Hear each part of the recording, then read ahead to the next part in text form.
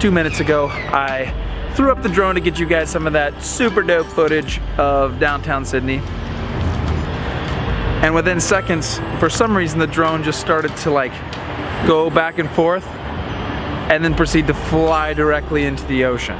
And so I took a chance, I stepped in front of it and caught it.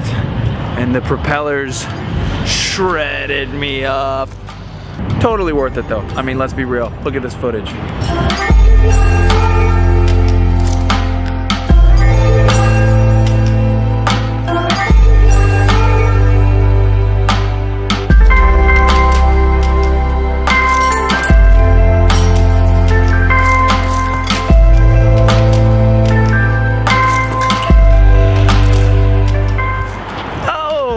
Okay, here we are on the Harbor Bridge. We're finishing up our trip here in Sydney. It's almost over. And yeah, I wanted to give you guys a little bit of what I've learned, kind of what God's taught me while I've been here. So yeah, after I get through showing you guys this super cool view, I'm gonna cut to a guy named Harvey's story. I mentioned him in my last vlog episode, kind of what God had been doing in his life and through our team with Bridges and Power to Change here.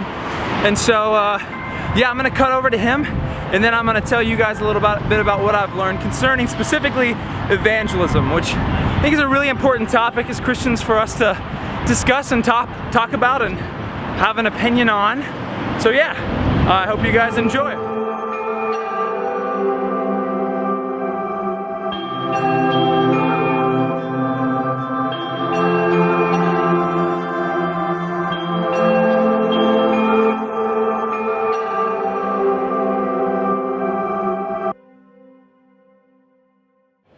This will be a very interesting stories on how I become a Christian.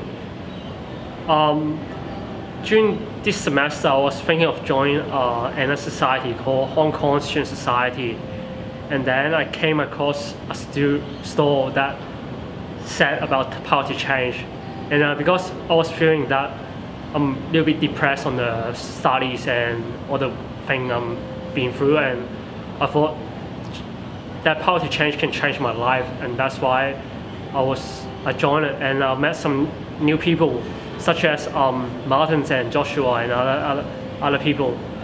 I've known more brothers and sisters from different mothers. They are from across the world, from Americas, and they are quite inspiring to me. They've shown me so much about God and how He has saved us in the dire times back in the days, and how He's still in us, directing us into the right pathway so we can be a better person.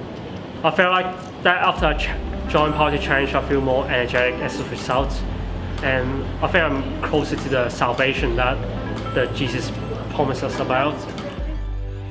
So I think a lot of times we have this picture of evangelism as you know, someone on a street corner kind of like shouting down somebody and telling them turn or burn, or like believe this or you're gonna go to hell.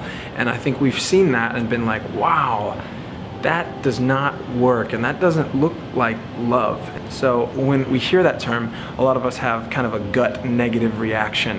And so I wanted to address that today. So after I became a Christian, I knew that I wanted other people to experience what I've experienced in terms of just the sheer like joy and satisfaction and hope that I had.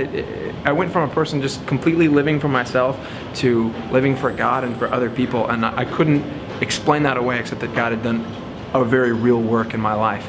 And so I wanted other people to know that, but I didn't think that going up to them and just sharing this good news with them would have any kind of positive effect. I kind of had it in my head that you have to have a relationship with somebody, you have to have built a friendship before you can share your faith with them, because I thought to myself, like, they're not going to want to hear it, they're going to feel like they're just some kind of project or something like that. But the reality is if this is actually good news, then it stands up on its own, and you don't actually have to have a relationship with somebody to share it with them. Now, with that being said, I do believe that the best context in which to share your faith and to share this good news with somebody is in the context of a relationship, because that gives them an opportunity to see that, hey, this isn't just something that I'm preaching or talking about, this is something that I believe that has actually changed my life, and they get to see that lived out And they also get to see that you truly care about them as a person, that they're not some kind of project or something like that. But I think we have completely devalued the fact that just sharing the gospel with somebody is a positive thing. We do this not because we want to make converts. Like, that's not on the radar for me. I'm not trying to convert you. I'm sharing something that has completely revolutionized my life. And I believe that everyone needs this good news, right? And so if I actually believe that, my response then should be to go share that, to tell that to other people. Now, I want to give you guys a story. So you guys just heard from Harvey.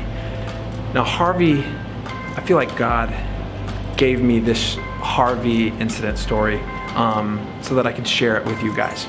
So my first day here on Macquarie University's campus, this is day one of school for them, and we're kind of spreading the word about Power to Change, which is their international student ministry that they're doing on campus. And so we're just walking up to students and asking what they think or what they believe or what clubs they're a part of and if they'd be interested in coming to be involved with Power to Change. So anyway, I walk up to this guy, Harvey, and I ask him if he's heard of Power to Change. And at that point, he hasn't. And he says to me, "No, I haven't heard of Power to Change. I've been here for 3 years, but I am looking for the power to change. Can you tell me how I can have the power to change?" What? That is crazy. Who says that? Like, before this little incident, I thought the name Power to Change was kind of cheesy or cliche. But here we go. I walk up to Harvey and he says, "Please tell me the gospel. Tell me the good news. I want to know how I can have power to change." So at that point, I get to share my story with him. I get to share how God has given me the power to change in my life, and that he has given me a new hope and a joy and a love for God and for people that I can't even explain, other than that God came and he changed my life. And so I share this with him, and so he says, I want to learn about this. Okay, so what do I do? So tell him to go home and read the Bible. Comes back the next day, says, "Okay, can we study this? Can we talk about it?" So then for the next 3 days, he's going home, studying the Bible, coming back with questions, right? So then on that third day, which is ironic, he says, "I want the forgiveness of sins and I want the power to change." Harvey saw this good news and he wanted it. He saw that he'd been basing his life on career or studies or all these other things that can give out at any point. Jesus is the only thing that you can base your life on that can never be taken from you. And he wanted that. He wanted to put his life and his hope in that. And so on day 3, Harvey comes to faith in Jesus. So why am I sharing this with you? I'm sharing this with you because I want you to know that evangelism actually works. If God has actually changed your life and you've experienced the fullness of joy and the hope that comes from putting your hope in Jesus, then you're gonna want to share that. That's something that just comes out of you. The reality is like, it's actually good news. And when it's good news to you, you'll go out and share it, and it will mean something to someone else, right? It works. Something that really affected me was this idea that what if Paul had felt the need to build a relationship with every single person that he shared the good news with? Like, we wouldn't have the New Testament if he had done that. He went into the synagogues and into the marketplaces and he shared the good news with people. And it says some rejected him, some laughed, some thought it was foolishness, but many came to faith. And it changed their lives. And then they went out and they shared it with their friends and neighbors. And pretty soon the entire Roman Empire was invaded by these little Jesus communities of people loving God and loving each other and having all things in common. So that's my spiel on evangelism. Don't discredit it because you've seen it done wrong. Whenever you're doing it because you love Jesus and you've experienced his joy, dude, share it with the person on the plane. Share it with anybody and everybody who will listen, because if you actually believe what the book says, then it's the most unloving thing in the world not to share this with people. So my exhortation and my encouragement to you would be to share your faith. Share this good news with people because it's good. It really is. And whenever you're excited about something, people will listen to you, you know? Even if they disagree with it, and that's okay, we can disagree, that's fine. But at least they will have heard it, and they will have heard what God has done in your life and what he wants to do in theirs. So that's my 2 cents worth on evangelism. Hope you enjoyed it.